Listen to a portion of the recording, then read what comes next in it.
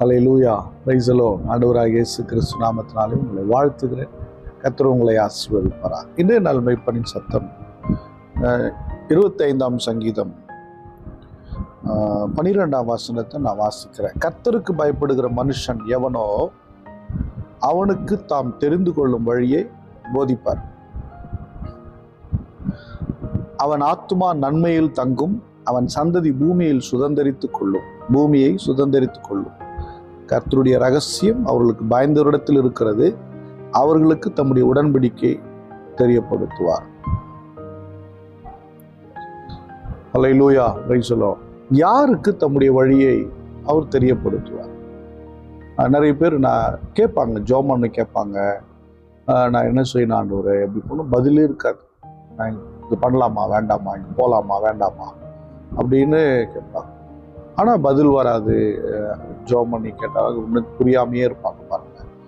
ஆனால் இங்கே யாருக்கு அவர் தெரிவிப்பார் அப்படின்னு சொல்கிறாருன்னா, அவருக்கு பயப்படுகிற மனுஷனுக்கு தான் தெரிவிப்பாங்க.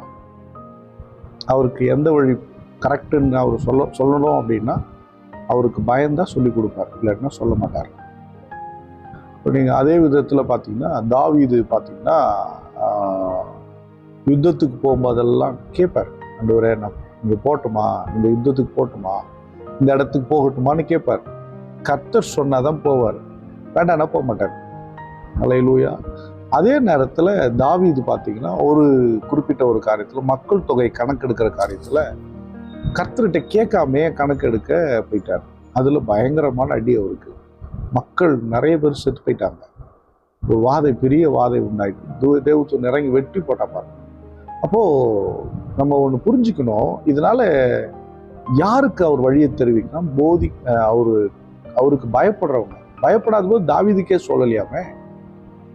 அதே போல் ஆபிரகாமுக்கும் அவர் என்ன பண்றாரு? ஆபிரகாம் கர்த்தருக்கு பயப்படுகிற ஒரு மனுஷன்.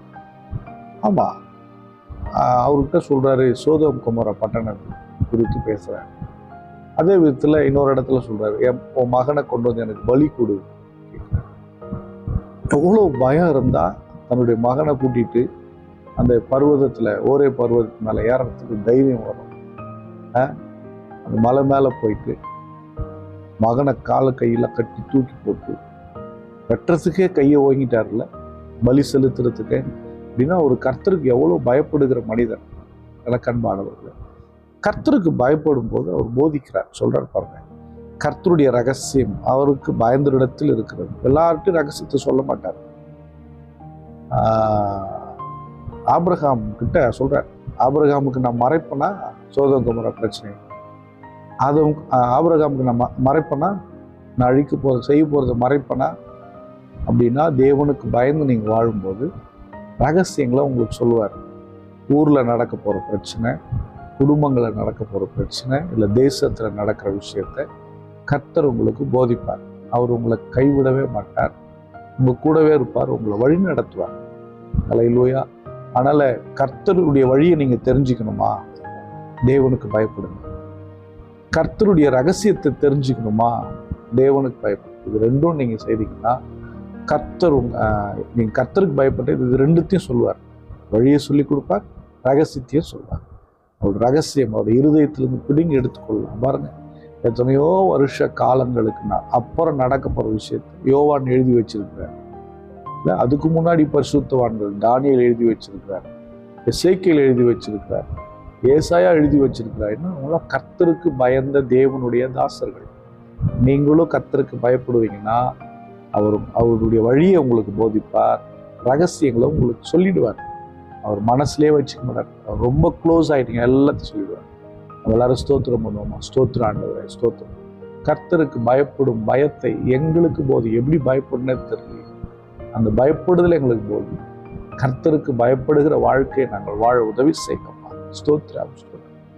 பரிசுத்த பிதாவை உம்மை ஸ்தோத்திரிக்கிறோம்ப்பா. உங்களுடைய பிள்ளைகளாகி நாங்கள் கர்த்தருக்கு பயந்தவர்களாக வாழணும். இந்த வழியை நாங்கள் தெரிஞ்சுக்கணும். இந்த ரகசியங்களை நாங்கள் அறிந்து கொள்ளணும். இப்படி மேன்மைகளை நாங்கள் கண்டெடுக்கணும்ப்பா. ஸ்தோத்திரம். ஒவ்வொருவரையும் ஆசீர்வதி. இந்த பிள்ளைகள் வாழ்க்கையில் தெய்வீக சமாதானம் கடந்து இயேசு கிறிஸ்துவின் நாமத்தினால் ஜெபிக்கிறேன், ஜீவனுள்ள நல்ல பிதா. ஆமென். God bless you. Bye bye.